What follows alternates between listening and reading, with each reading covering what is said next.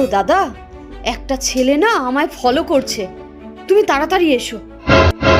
এই দাদা দেখো, ওই ছেলেটা। কে রে তুই আমার বোনকে ফলো করিস? আপনার বোনই তো বলেছে ফলো করতে। আমি কখন বললাম? বিশ্বাস হচ্ছে না? দাঁড়ান দেখাচ্ছি, এই দেখুন। হ্যালো গাইস, যারা যারা আমার ভিডিও দেখো প্লিজ আমাকে ফলো করো। কি হরে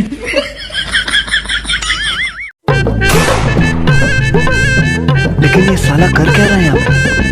কি গো বৌদি, বাচ্চারা ওখানে আনন্দ করছে আর তুমি মন মরা হয়ে বসে রয়েছো। আর বলো না, শরীরটা কেমন দুর্বল লাগছে, মনে হচ্ছে যেন 4-5 দিন ধরে ভিটামিন খাইনি।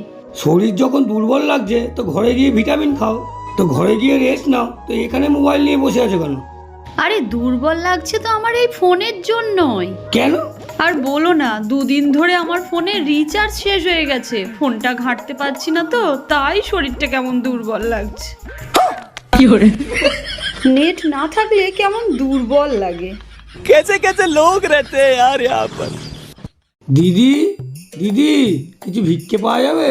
এত স্বাস্থ্যবান শরীর নিয়ে তুমি ভিক্ষা করছো কেন? খেটে খেতে পারো না? তুমিই বলে দাও কি কাজ করব। আচ্ছা, এই সারাদিন ভিক্ষা করে তুমি কত টাকা রোজগার করো? এই 1000-5 টাকা। মাসে না, দিনে। তাহলে কোন দিকে যাবে বলো? এই দিকে না ওই দিকে? এইদিকে অনেকগুলো ভালো বাড়ি আছে, চলো এদিকেই যাই, চলো।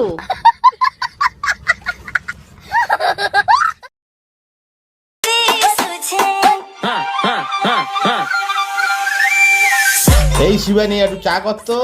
বৌদি, দাদা চা চাইছে, যাও গিয়ে একটু চা করো। আমি সারাদিন ধরে খাটবো আর তুমি পটের বিবির মতো বসে থাকবে? আমি পারবো না। বৌদি, মুখ সামলে কথা বলো, তুমি ভুলে যেও না যে তুমি আমাদের বাড়িতেই থাকো। তুমিও ভুলে যেও না, আমার বাবার বরপণের টাকা দিয়েই এই বাড়িটা তৈরি হয়েছে। থাক, তোদের কারো চা করতে হবে না, আমি গিয়ে তোদের জন্য চা করে নিয়ে আসছি। কি করে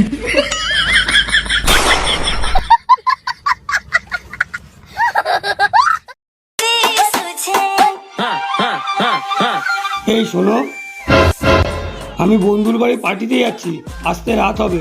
এই শোনো, আমার দুটো কথা শুনে যাও। বলছি দেরি হয়ে যাচ্ছে। ও, বন্ধুদের জন্য তোমার এত সময় আছে, আর আমার কাছে দুটো কথা শোনার তোমার সময় নেই। ঠিক আছে, বলো। रुको जरा सबर करो। কি কথা বলো? যাবে না?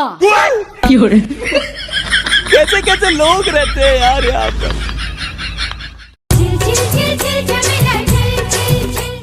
কি গো, কি হয়েছে? তুমি এইভাবে দাঁড়িয়ে আছো কেন? দূর, ভালোই লাগে না কিছু। আগের বারেও তুমি দীপাবলিতে বললে ফোন কিনে দেবে, তা কিনে দিলে না, আর এবছরেও দীপাবলি চলে গেল, তাও ফোন কিনে দিলে না।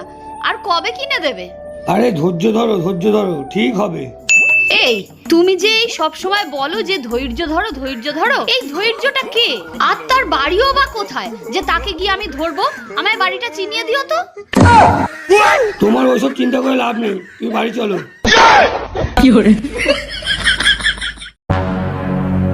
এ নাও, ঘরটা মোছা হয়ে গেলে এগুলো একটু কেচে দিও। কি, তোমার এত বড় সাহস, তুমি আমার গায়ে হাত তুলতে যাও? তুমি জানো বধূ নির্যাতনের জন্য তোমাকে আমি জেলের ভাত খাওয়াতে পারি, সারা জীবন জেল খাটতে হবে।